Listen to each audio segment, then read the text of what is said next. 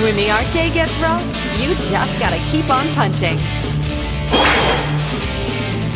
And here's your Thunder Punch Daily with Jersey Drozd. At the time of this recording, I have been working on Baron von Bear in the case of the Two-Face statue for over a year and a half. Now remember, if you're listening to this on my public podcast feed, I recorded these while I was working on the book, and then I'm releasing them to the public in the lead up to the book's release. So the time you're hearing my voice, or the time that this recording was being made, I'm still in production. And in that year and a half, I've been tracking how many hours I've spent on the book, and it's around 834 something hours. I don't know if that sounds like a lot or not, but if you turn that into consecutive days without sleep, of just like working 24 hours out of whack, that shakes out to about 104 days. Been doing this a while now at this point. I'm almost done. I have a little bit of a sprint to go at the end. And just a couple episodes ago, I shared a little essay on how I manage my energy through different drafts and chunking of the process, right? I break it into different sort of domains of concern so I can best use the energy that I have for those different parts of the process so I don't overwhelm myself and burn myself out. And I also want to, before I dive into this, before I talk about like this being in the tunnel of making a book, this is very, very good, very, very meaningful work. I've said this repeatedly. This book means a lot to me. I'm very proud of it. I'm proud of the story. I'm excited about the fact that this is the first thing I've done in a long time that's all mine. I mean, I have, color assistants working as flatters who will be credited in the book, and I'm paying them. But the writing and the actual penciling and inking on the page and the final coloring is all done by me. I'm driving this project, right? So it means a lot. And when I finish the pages, I feel really good about what I'm doing. I look at the page and I say, no, objectively, I think that's actually good work, okay? That all said, comics is graphic novels, I should say, and comics actually, in their way, they're a marathon. You do them for a long time. And actually, a year and a half for me is very fast working on a graphic novel. I want to say The Front Rebirth, which was the first graphic novel I did all by myself, it took me 2 years to write it and 3 years to draw it, 5 years for a 200 and something odd page book, 5 years versus a year and a half for a book of the same length. And Baron von Bear is in color. The front was not. So this is pretty speedy for me, but still, as I talk with all my friends and I check in with them and they ask the question that, why wouldn't they ask it? This question is, how's the book coming along? Where are you at with it? How you feeling? And what I've been saying to them lately is I feel like I'm just in this gigantic cornfield that goes on beyond my sight's range. And I kind of poke my head up and I look around. Am I getting closer to the end yet? And I'm not. Just more and more fields and fields of corn as far as the eye can see. Now, I know I can finish this. I've done enough projects that this isn't a hopeless feeling. I don't feel like, it's never going to end, because I know it will. I mean, I have a spreadsheet that's counting down as I finish each page. It says, this is how many I've left to do. I know that there's an end in sight, objectively. I just need to keep my head down and do the work. But this is the part of the process where I really start to feel like, okay, I've been doing this a lot. I'm ready to do other things.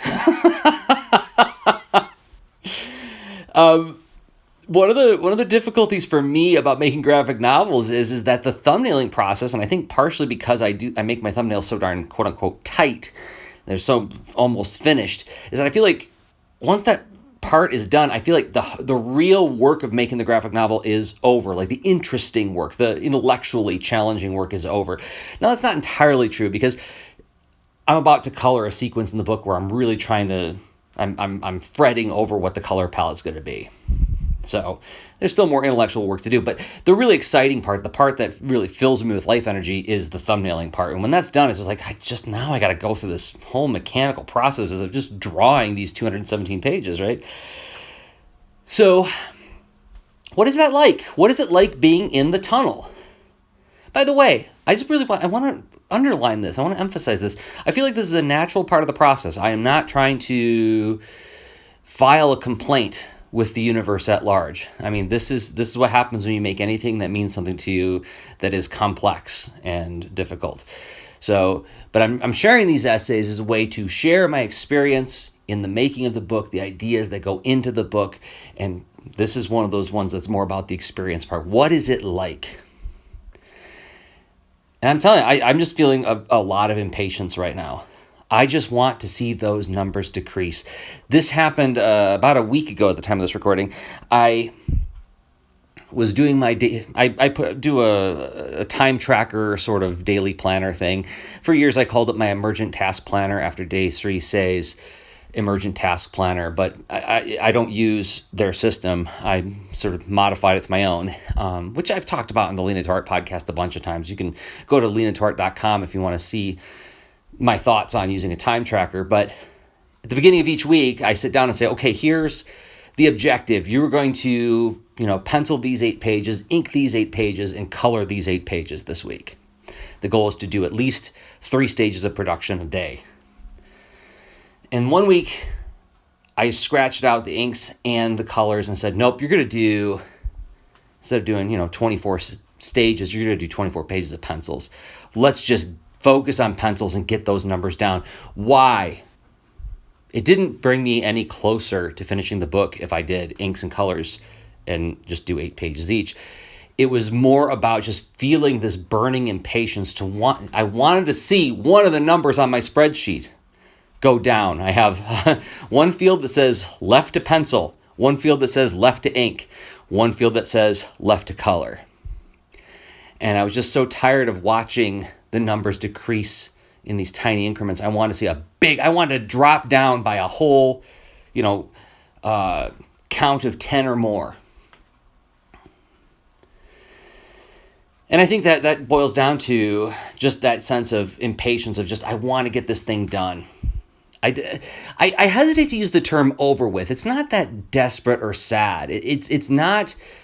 It's an unpleasant emotion in that I feel agitated, but it's not unpleasant in that I feel like it's not meaningful or worthwhile or enjoyable. It's just that I'm ready to do other things now, and I want this thing to be. So that's something I'm observing in myself, is a general sense of impatience. And what I'm trying to do in response to that is introducing purposeful pauses, which I think I'm going to talk more about in another essay, to try to slow myself down a little bit and remind myself to enjoy this experience of making the book. Because when I feel that impatience around the book, it makes me not optimized on the page. I'm rushing through the art. I don't do as good of art when I'm hustling to get this page of pencils done in under an hour and a half. I mean, I'm always trying to get it done efficiently and as quickly as possible, but not at the expense of my enjoyment of it. And when I'm racing with this kind of urgent feeling, I'm not enjoying it. As a matter of fact, I almost feel a little resentful of slowdowns on the page. Like, oh, I see what I did here in the thumbnails, but that's not going to work because of what I did in some earlier pages. I'm going to have to adjust this. Why did I have to set it up like that? Thanks, past me. You made my life harder, right? That kind of energy and attitude makes the work less enjoyable. And then I also make choices that just aren't as good. They aren't as they don't contribute to the book as well, or I just don't draw it as well. It just doesn't look as nice. But the other ways this affects my life is it makes me not a fun person to be around at all. I become a bad partner because instead of, listening to my friends and my wife or my cats even, like my cat comes in the room and I'm like, what? What do you want, Martha? That sense of like desperate impatience. Would you just leave me alone for 10 minutes while I fix this thing? Right? Instead of being able to be present for whatever is happening around me. I'm less optimal in that way. And I notice that I start to feel a sense of resentment to any other obligation I have in my life. Obligation, what does that mean, Jersey? That means like my teaching work, which is one of the ways I keep the lights on while I'm making these books. Obligations in terms of keeping friendships alive by checking in on them on a regular basis. Like I have friends I have deep gratitude and affection for, and when I get into this impatient state, I'll be like, oh, is it time to talk to that person? Okay, I guess I'm going to do it. And I'm always glad I did it. But like there's this moment, this point of friction where I just feel frustrated and tired, not because I have to talk to this person or have to, quote unquote, or that I've agreed to talk to this person or meet with this person, but because I have this fiction that I write in my head, like if I just push everybody else out of my life for 3 weeks, I'll be done with this thing and I can go back to being a person. And I think that, again, that's a regular human feeling of just feeling a sense of, I've been with this thing for a long time. It's part of my daily life. I get up in the morning, it's like, okay, today I have to do 3 stages. 3 stages have to happen. Impatience because I'm a creative person who likes novelty and I want to come up with more stuff. I want to do other things. And if I start to investigate any of those other things, it will creep into the time that I need to get this thing that's in front of me done. I have a feeling a lot of creative people struggle with this. I certainly don't think I'm alone on it. I'm just reporting on how I feel about it when I'm encountering it. So I don't want to just slow down and have purposeful pauses to reconnect with my enjoyment with the work. But I also want to do it because it makes me a better person to be around. It makes me more abundant, less scarce. And it makes me focus on the work in a way that I do better work when I'm reminding myself to be patient. But back to that top one, it's also, it didn't take much. It really didn't take much for me just to stop. I noticed I was rushing through the top right of a page. I remember the page in particular. I don't remember this number, but it was a page where I was drawing Gallus Lugubrius, and I was just jamming through it, just like, okay, this is close enough to get his helmet done. I was like, no, come on. That doesn't sound like you're having fun. And yes, it's work, but it can be enjoyable work too. I don't necessarily subscribe to the whole if you do what you love, you don't work a day in your life. That's a lovely thought. I've yet to meet that experience. It's still, there's times where it's like really hard and really challenging, and it really forces me to confront inner demons in a way that when I was a dishwasher at Big Boy when I was 19, I didn't have to face that. And sometimes, going back to just bussing tables and washing dishes sounds like, oh, that seems like kind of direct. It's clear what the job is. There's less ambiguity there, but that job had its own ambiguities. I don't want to bucket this in any kind of reductive way.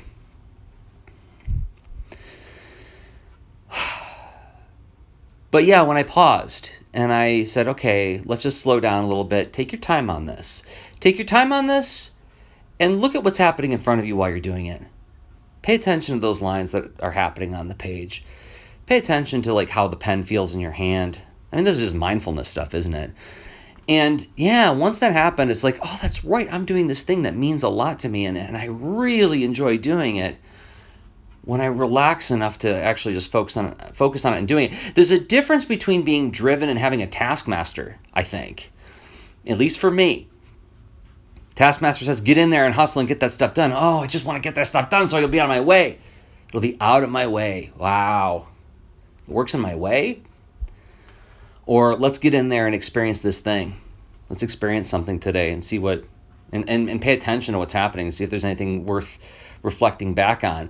And yeah, in the spirit of reflecting back on it, I can tell you one of the things that happened was I just reconnected with how I love just taking a brush and making a line with it and having that line interact with other lines that suddenly I feel depth on the page, a sense of physical depth. That's far away, that's close.